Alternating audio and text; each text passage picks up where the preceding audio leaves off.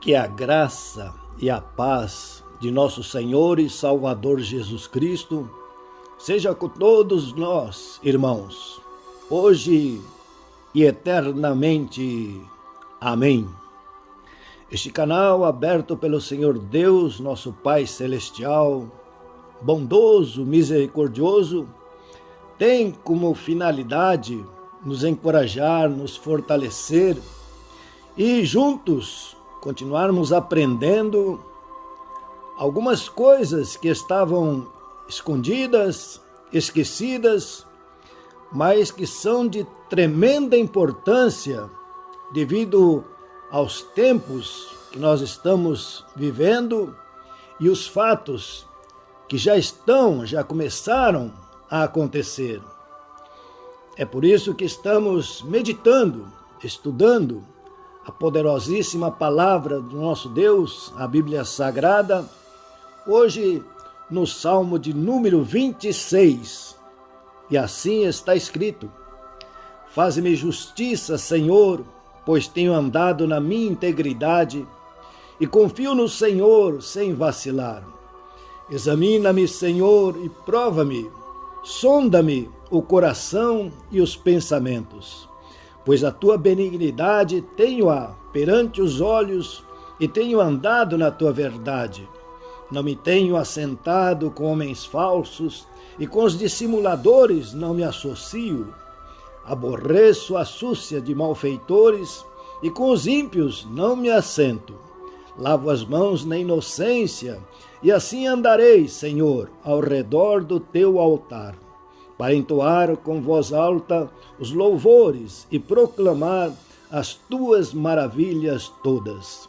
Eu amo, Senhor, a habitação de tua casa e o lugar onde tua glória assiste. Não colhas a minha alma com a dos pecadores, nem a minha vida com a dos homens sanguinários, em cujas mãos há crimes e cuja destra está cheia de subornos. Quanto a mim, porém, ando na minha integridade. Livra-me e tem compaixão de mim. O meu pé está firme em terreno plano. Nas congregações, bendirei o Senhor.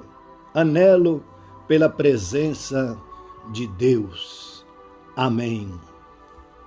Que o Senhor Deus Todo-Poderoso, autor desta palavra, derrame do seu espírito de conhecimento, de sabedoria, de discernimento, para que a palavra consiga penetrar aonde habita, mora e deve despertar a verdadeira fé. Muitos, infelizmente, têm tentado agradar, servir, enfim, demonstrar fé em Deus e na sua palavra. Mas, infelizmente, devido às doutrinas, aos ensinamentos e, infelizmente, dogmas ou paradigmas, a tentativa está na mente, está no cérebro, alguns dizem na cabeça, que é exatamente o contrário do que a palavra de Deus diz. A palavra de Deus diz e está escrito: não por força, nem por violência, mas pelo meu espírito, diz o Senhor dos Exércitos. Quantas decepções para muitos que fizeram força, muita força. Alguns se sacrificaram para ter fé, para crer, para acreditar. Mas não percebiam que tudo isso estava sendo feito na carne, no corpo.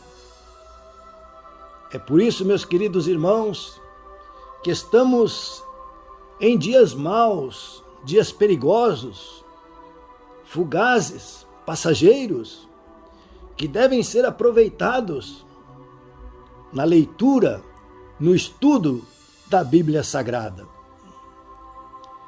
Podemos sim buscar auxílio, ajuda, mas o melhor é por nós mesmos termos conhecimento da verdade. É por nós mesmos buscarmos a verdadeira interpretação. É por nós mesmos receber do próprio Deus, autor da Bíblia, a explicação. É por isso, meus queridos, que nós recebemos a direção do Espírito Santo. E o Senhor fala aqui, por exemplo, eu amo, Senhor, a habitação de tua casa e o lugar onde tua glória assiste. Ponto pacífico. Mas vamos meditar. Houve uma época, houve uma ocasião em que não havia lugar determinado aonde as pessoas podiam buscar, servir ou orar a Deus. E então, lendo a Sagrada Escritura, nós vemos que o Senhor permitiu a construção do chamado tabernáculo. E ali então, com as 12 tribos ao derredor, assentados, acampados ao derredor do tabernáculo, eles tinham o que era chamado a casa do Senhor, o templo do Senhor, o santuário do Senhor. E então, logicamente, havia uma pequena direção, uma orientação para que o povo ali se dirigisse e ali fizesse as suas ofertas, entregassem os seus dízimos e ali fizessem as suas orações e buscassem ali um contato com o Deus Todo-Poderoso. Mas nós sabemos que a vida, o tempo determinado para a existência do tabernáculo chegou ao fim. Pela graça, pela misericórdia do Senhor, então, já na época do rei Davi, foi permitido a construção do chamado Templo de Salomão, porque, na verdade, Davi preparou todo o material necessário, mas passou a seu filho, Salomão, a edificação do templo, a construção do santuário, o lugar aonde Deus estaria. E então, lógico, o povo tinha uma orientação para onde ir, para onde se dirigir, para cultuar ao Deus Todo-Poderoso. Mas a Bíblia descreve a destruição deste templo, a destruição deste santuário. E então, a partir daquele instante, perdeu-se a direção, a orientação, e o povo então precisava buscar por si mesmo um local adequado para continuar fazendo suas oferendas, entregando seus dízimos, fazendo as suas orações, louvando e servindo ao Deus Altíssimo e ao Deus Todo-Poderoso. E hoje, em nossos dias, ainda existe este problema. E, infelizmente, o inimigo não ia perder a chance, a oportunidade de causar confusão. E é então notório que alguns setores, eles pretendem serem o lugar, a habitação, o santuário, o templo, aonde se deve cultuar o Deus Altíssimo. Mas tudo isto é apenas e simplesmente obra da carne. Por mais competência, por mais sinceridade, tudo procede de uma inteligência humana ou de uma capacidade meramente humana. E esta, infelizmente, não é a fé verdadeira. Então, o Espírito Santo deseja nos ajudar, nos auxiliar. Olhemos para uma residência.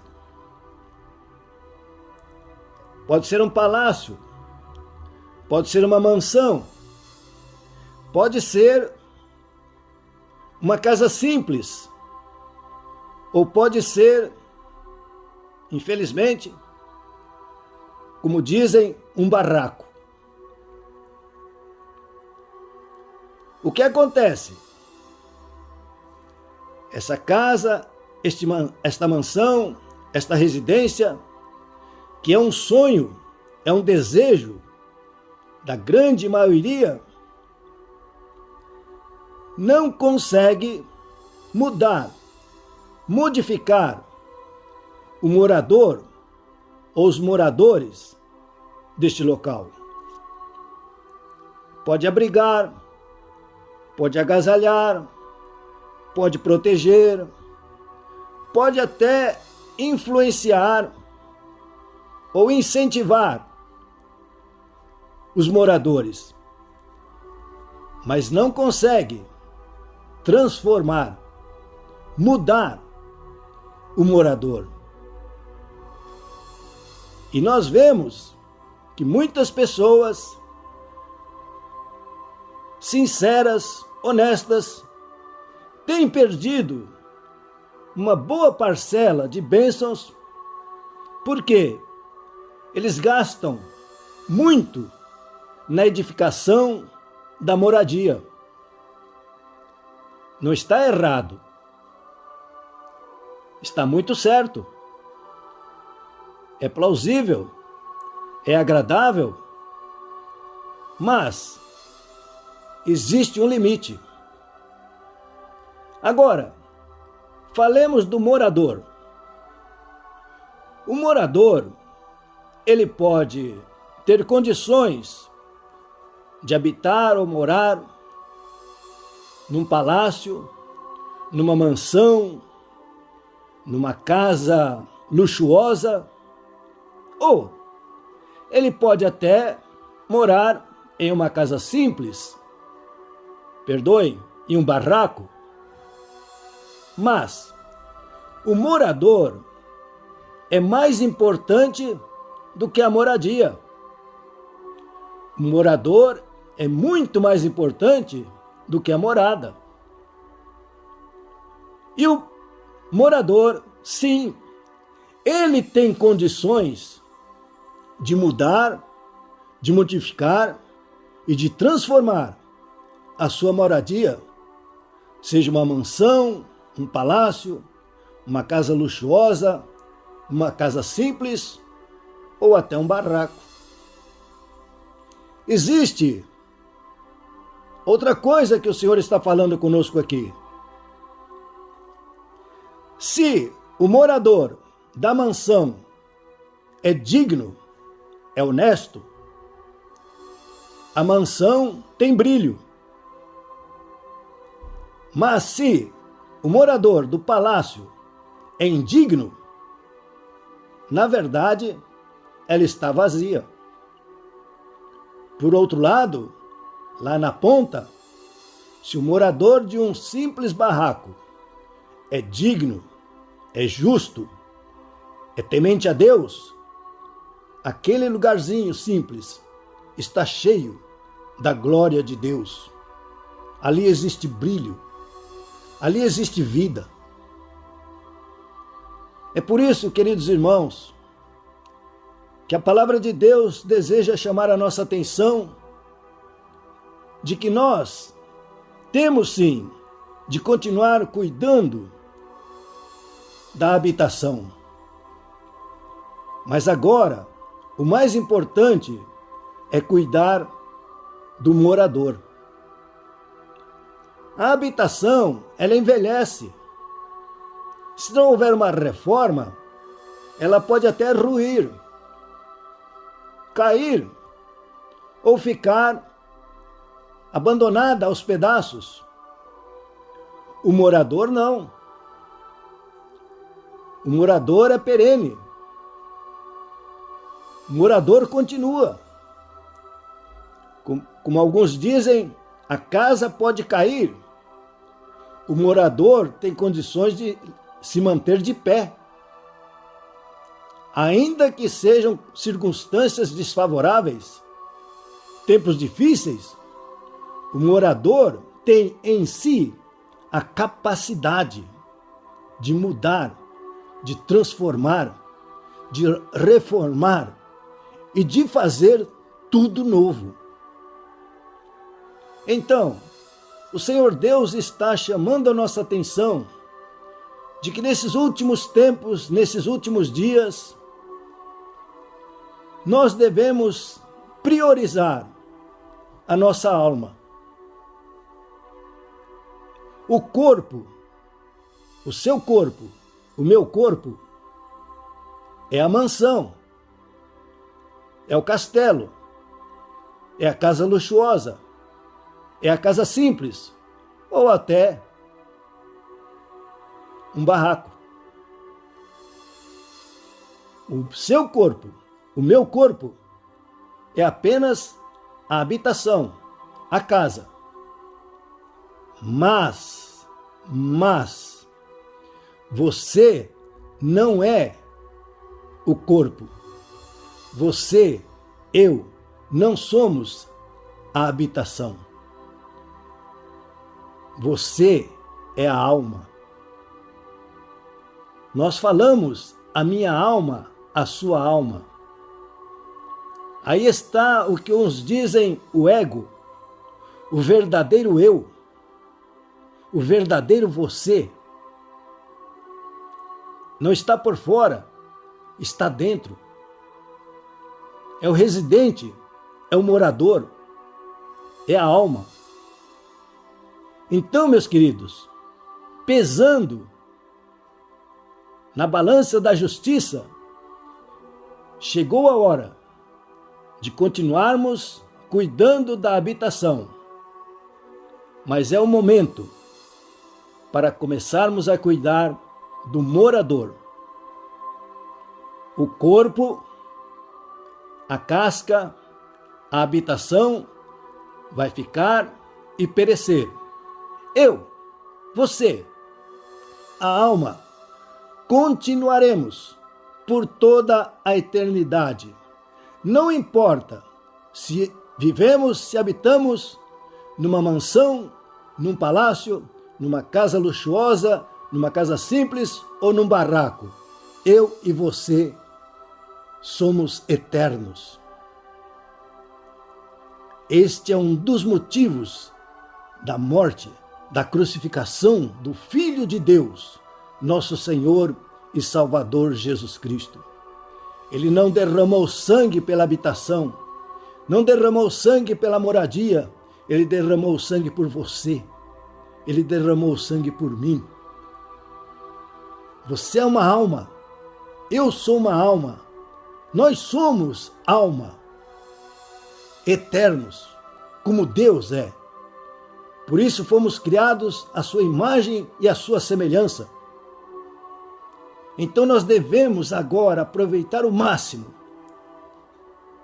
para não perdermos a grande festa nupcial, para não perdermos a coroa da vida, para não perdermos a presença do noivo e do Pai por toda a eternidade.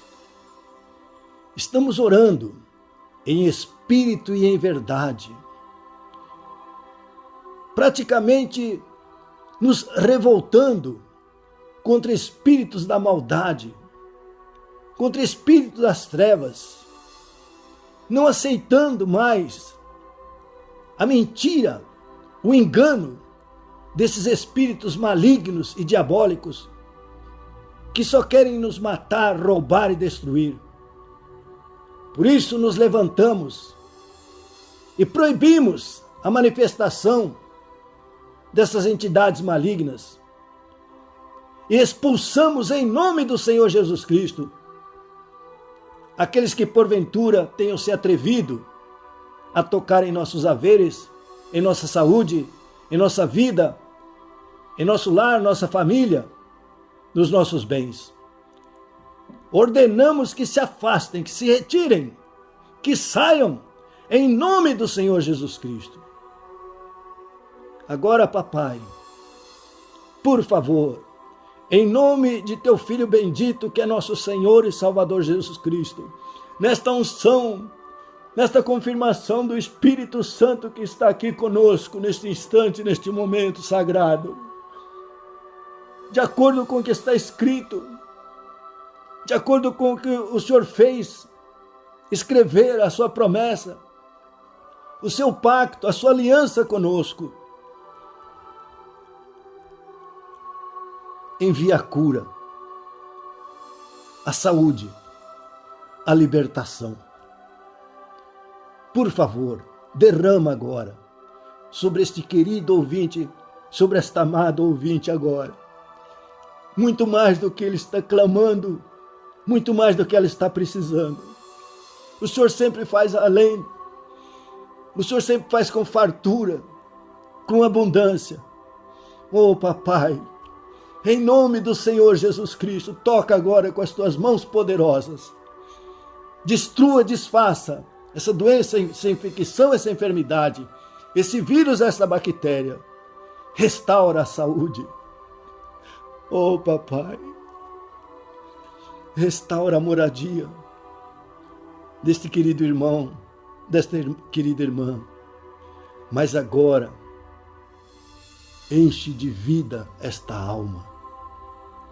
Que desapareça a ansiedade, o pânico, o medo. Que desapareça a mágoa, o rancor, a ira.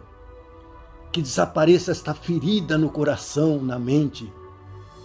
Que suma, desapareçam essas lembranças tão doloridas, tão dolorosas. Enche esta alma preciosa com o teu Espírito, com a tua presença, em nome do Senhor Jesus Cristo. Amém e amém. Por favor, cadastre-se, dê o like, aperte o sininho, divulgue esta mensagem nas suas redes, faça comentários. Com certeza, o Senhor Deus continuará te abençoando cada vez mais. Receba a bênção sacerdotal. O Senhor te abençoe e te guarde. O Senhor faça resplandecer o rosto sobre ti e tenha misericórdia de ti. O Senhor sobre ti levante o rosto e te dê a paz. Que Deus te abençoe, meu irmão. Que Deus te abençoe, minha irmãzinha. Em nome do Senhor Jesus Cristo. Amém e amém.